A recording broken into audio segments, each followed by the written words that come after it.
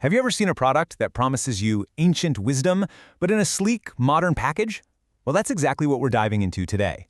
That huge gap between the marketing hype and the actual historical reality of what energy even meant to our ancestors.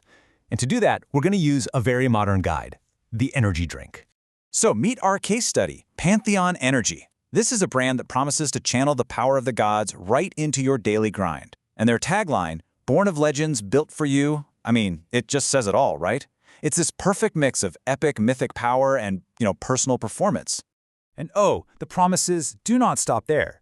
They're talking about the fuel of the gods, a special blend of ancient wisdom and modern science.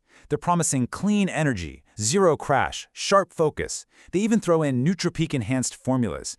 Those ingredients meant to boost your brain power. Basically, they're selling the power of Olympus, engineered for you. Okay, so there it is, our modern artifact. A can of energy, all dressed up in the language of mythology.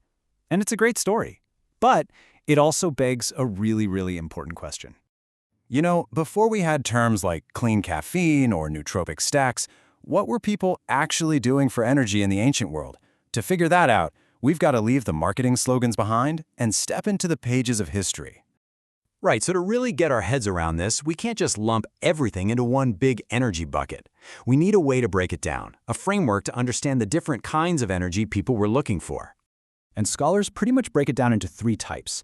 First, you've got your basic metabolic energy. This is the raw fuel. We're talking calories, water, salt, the stuff you need to build a pyramid.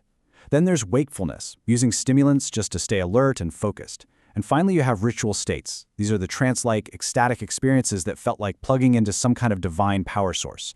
And here's the key. If we get these three mixed up, we end up with a complete fantasy.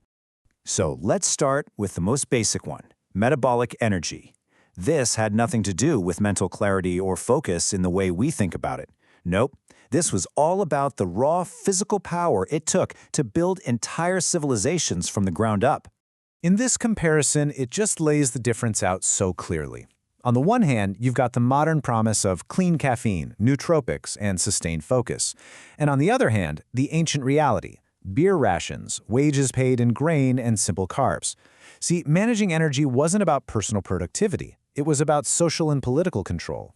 And this isn't just a guess. This date, 3100 BCE, it points to a clay tablet from Mesopotamia. It's one of the oldest pieces of writing we've ever found. And you want to know what it says? It's a record of beer being handed out to workers. That was their ration. It was their fuel. It was their paycheck.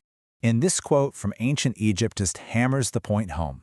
The famous strike papyrus tells us about tomb workers who went on strike. And they weren't protesting for better working conditions.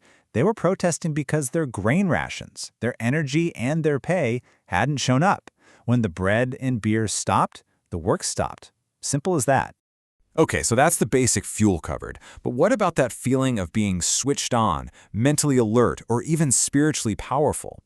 Well, that leads us to our other two types of energy, wakefulness and altered states. And this is where we leave the world of bread and beer and enter the pretty wild world of ancient pharmacology. Pretty much everywhere you look, people found plants that could keep them awake.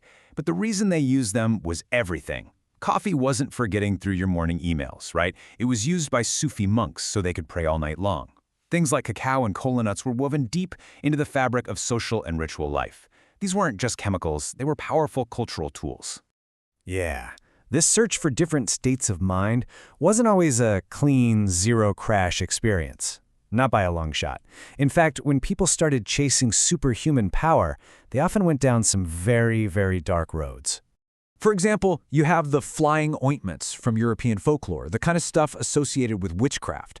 The goal was to have a vision, a trance-like experience, but the active ingredients were things like henbane and belladonna, which are straight-up poisons.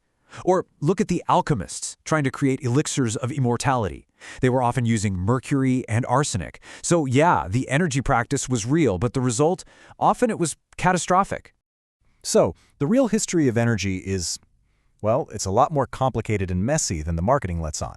But what about the pantheon part? What about the myths themselves? How exactly does a modern brand just borrow ancient stories? Let's take a story we all think we know. The apple in the Garden of Eden. For us, it's this instant symbol of temptation, right? Forbidden knowledge. But Is that what the story actually said in the first place? Turns out, nope. The original Hebrew text just says fruit. It never says what kind. The whole apple thing came way, way later. It was mostly thanks to European artists and even a little Latin wordplay. It's a perfect example of how myths aren't static. They get reskinned, they evolve, and they pick up new meanings along the way. And this brings us to a fantastic academic term, parallelomania. It's basically a warning sign. It cautions you against seeing two similar stories and just assuming one copied the other. Sometimes a boat is just a boat. But sometimes the connections are absolutely real. Take the Great Flood myths. You look at the Epic of Gilgamesh from Mesopotamia and the story in Genesis, they don't just share the basic idea of a flood, they share this incredibly specific playbook. The boat lands on a mountain. The hero sends out a dove. Then he sends out a raven. It's a test to see if the water's gone. That level of detail, that's not a coincidence. That's shared cultural DNA. It points to a real connection. All right, so we've picked apart the marketing, we've dug into the real messy history of energy, and we've even looked at how myths get passed around and changed. So, let's tie it all together. What is the actual takeaway here? Is there some forgotten recipe? Some secret formula that Pantheon Energy has magically rediscovered? Well, if we actually listen to what the historical record tells us, the wisdom it offers looks very different. Yeah, the true ancient wisdom isn't a lost recipe that you can just bottle and sell. It's not some quick fix for our busy modern lives. It's something much messier and honestly way more interesting. The real wisdom is the history itself. It's knowing that everyday energy was built on grain, beer, and a whole lot of social organization. It's understanding that stimulants were tied up in ritual and status and could be genuinely dangerous. It's seeing how resources revealed power. Peasants got rations, elites got the rare stuff. And maybe most importantly, it's recognizing that myths themselves are powerful tools for making sense of the world, and we are still using them that way today. So I'll leave you with this question. The next time you see the word ancient or legendary slapped on a label, just pause for a second and ask yourself, what's the story they're trying to sell me? And what's the much bigger, more interesting story that they're leaving out?